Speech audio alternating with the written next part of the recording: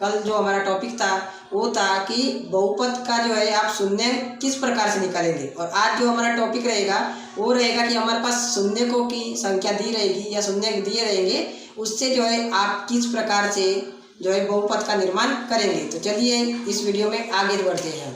तो ये हमारे सामने सवाल दिया हुआ है कि 4 और 1 शून्य से बहुपद का निर्माण कीजिए, है ना। 4 यानी अल्फा प्लस बीटा और 1 यानी अल्फा इंटू बीटा, ये जो दो शून्य दी है हमारे पास, इसको हम कंडीशन भी बोल सकते हैं कि ये दो कंडीशन से जो है हमको बहुपद का निर्माण हमको करना है। तो ये चीज़ें जो है हम आपको बहुत ही आसान भाषा में और बहुत ही सिंपल लैंग्वेज के साथ जो है आपको बताएंगे, बहुत ही इजी ट्रिक के साथ। तो पहला चीज दी है कि भाई 4, तो पहली कंडीशन यानी कि बहुपद का योग,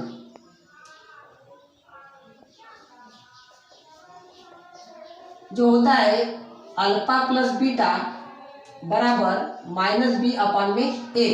अब हमको सोचना है कि अल्फा प्लस बीटा का मान दिया है दोस्तों 4। अब हमको कोई भी ऐसा नंबर सोचना है कि इधर जब हम सॉल्व करेंगे तो उसका आंसर भी 4 आना चाहिए। तो सीधे से हम पहले माइनस वाला लिख देते हैं और 4 लाना है, इसलिए अब ऋण को काटना है क्योंकि प्लस वाला मान लाना है, तो इसको भी लिख देते हैं ऋण 4। तो ऋण से ऋण कट गया यानी अभी भी हमारा प्लस में है।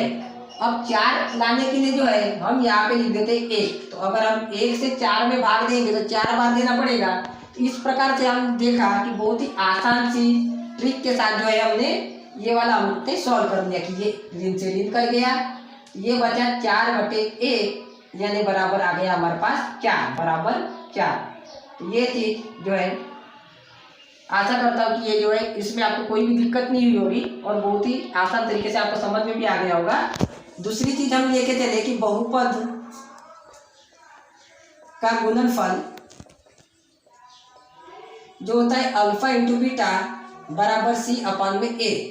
अब जैसे हमने इसमें देखा था कि ए का मान है ए, तो इसमें भी हम ए का मान रख देंगे ए, क्योंकि यहाँ पे जो आप ए का मान रखोगे वही ए यहाँ पे मिलेगा। अल्फा इंटू बीटा का मान दिया है ए, यहाँ पे ए। तो अब आंसर हमको 1 लाना है और एक नंबर हमको पहले से दिया है। आप इसको इस प्रकार से भी समझ सकते हैं कि 1 जिससे हमको भाग देना है, जिसमें भाग देना है वो हमको भी पता नहीं है और आंसर हमारा 1 है। तो आप समझ ही गए होंगे कि यहाँ पे भी आएगा 1 का हम 1 में भाग देंगे तो 1 बार जाएगा।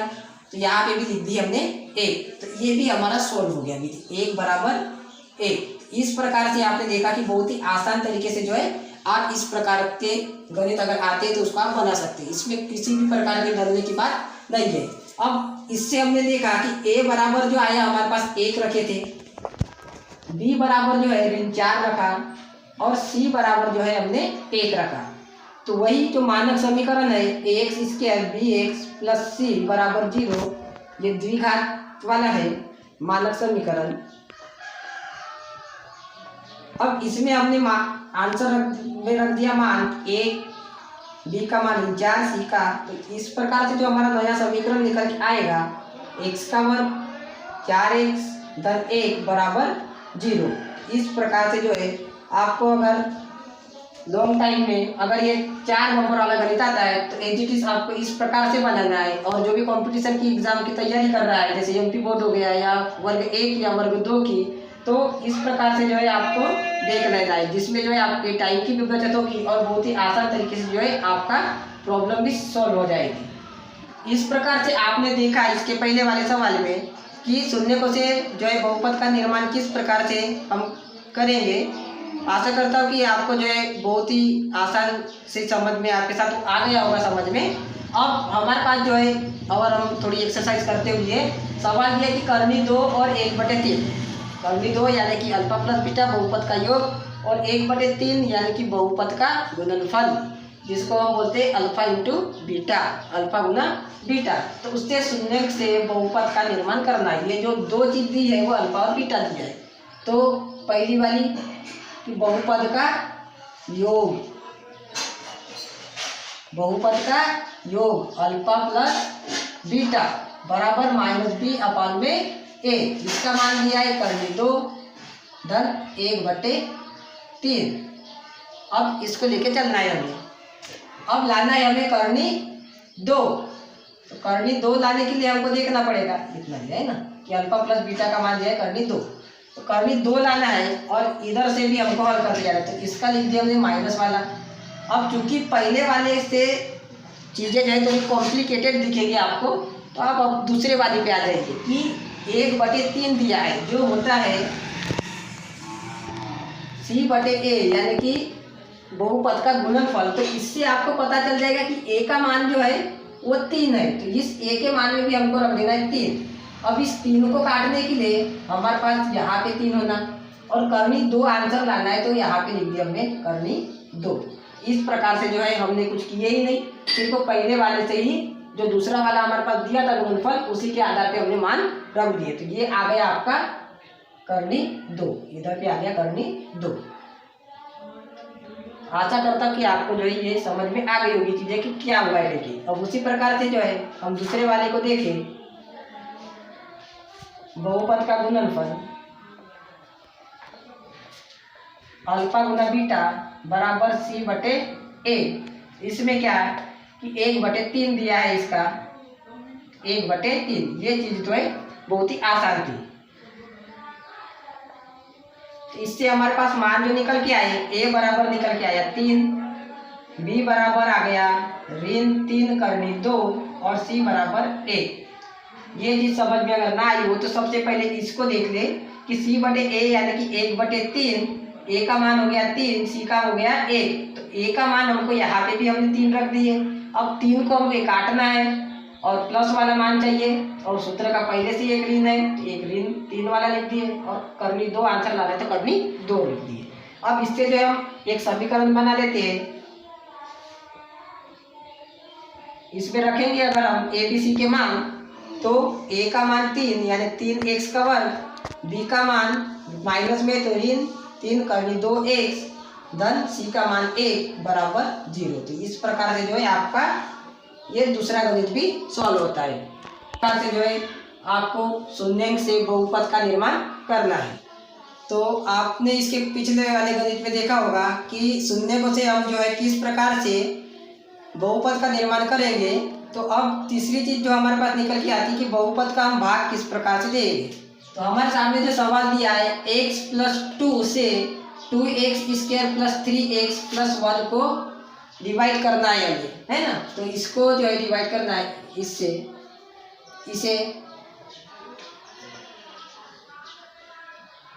इसको लिख दिया है ना। अब इसमें हमें याद रखना है क्योंकि बहुत ही कॉम्प्लिकेटेड चीज़ें होती है इसमें। तो 2x सबसे बड़ी घात वाला जो हमारे पास अभी है उसको सबसे बड़ी घात वाले को लिख दिए, और इधर जो सबसे बड़ी घात का है वो x।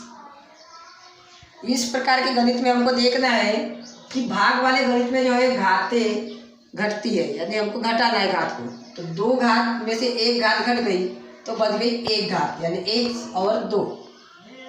इस प्रकार हमने देखा कि इधर में आ जाएगा हमारे पास 2x। अब 2x जो आया तो 2x का गुना जो है हमको इधर कर देंगे x वाले में, तो 1 घात और 1 घात यानी 2 घात, 2x का वर्ग। साथ में जो है फिर 2x का गुना 2 में कर दिए तो 4x। अब प्लस वाला है तो यहाँ माइनस, प्लस वाला है तो यहाँ पे माइनस। अब हमको काट देना है तो ये पूरा कट जाएगा। अब ये हो गया यहाँ पे ऋण, ये आ जाएगा -1 + 1, ऋण 4 हो गया। ऋण 4 में से आपको जो है धन 3 घटा देना है, तो आपके पास बचेगा ऋण 1। इस प्रकार भी आप इसको समझ सकते हैं। अब माइनस वाला है तो यहाँ पे लिख देंगे हम माइनस, और x वाला है और यहाँ पे भी x है यानी घाते बराबर है, तो यहाँ पे लिख देंगे हम 1। इस प्रकार से अगर आप नहीं समझे तो इसको देख लेते कि सबसे बड़ी घात इसमें है ऋण x और इसमें घात है x। तो x का x में जब हम भाग देंगे तो हो जाएगा 1 बार, तो सामने ऋण है तो ऋण, तो आ गया ऋण 1। अब इसका अगर इसमें हम गुना करते जाए तो ऋण x और इसमें करेंगे तो ऋण 2। ऋण वाला है तो धन, ऋण वाला है तो धन। ये जुड़ा तो ये कट जाएगा, ये जुड़ गया तो 2 और 1 3। इस प्रकार से जो है आप बहुत ही आसान तरीके से भाग वाले गणित आते हैं तो आप इसको समझ सकते हैं। दूसरा गणित भी हम इसी में देखते हैं कि अब इसे मिटा देते हैं पहले।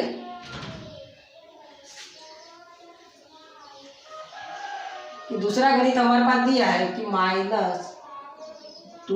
- x² को x4 - 5x + 6 से भाग दीजिए।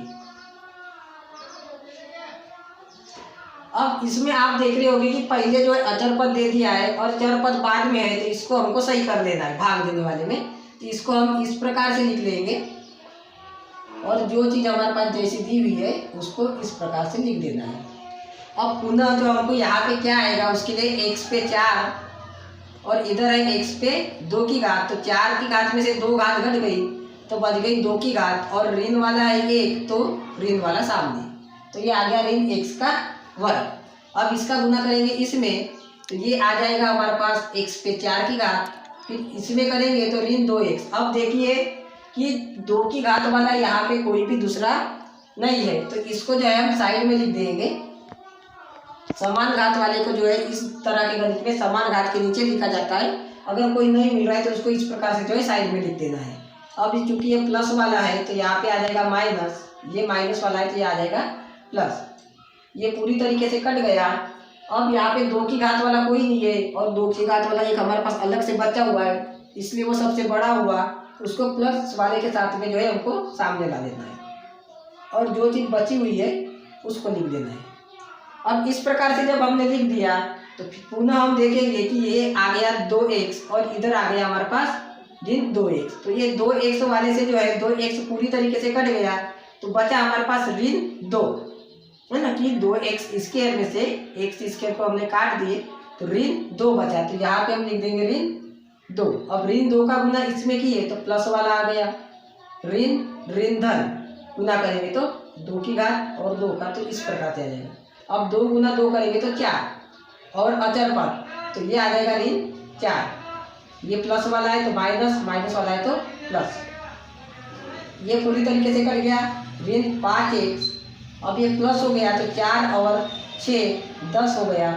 इस प्रकार से आपको कर लेना है। अब यहाँ पे सिंगल घात वाला है और इधर जिससे भाग देना है वो डबल घात वाला है, तो इस प्रकार जो है ये आ जाएगा आपका शेषफल। आई होप कि आपको जो है ये गणित बहुत ही अच्छी तरीके से समझ में आया हो। मैंने जो है अपनी तरीके से बहुत ही आसान भाषा में आपको समझाने की कोशिश की है।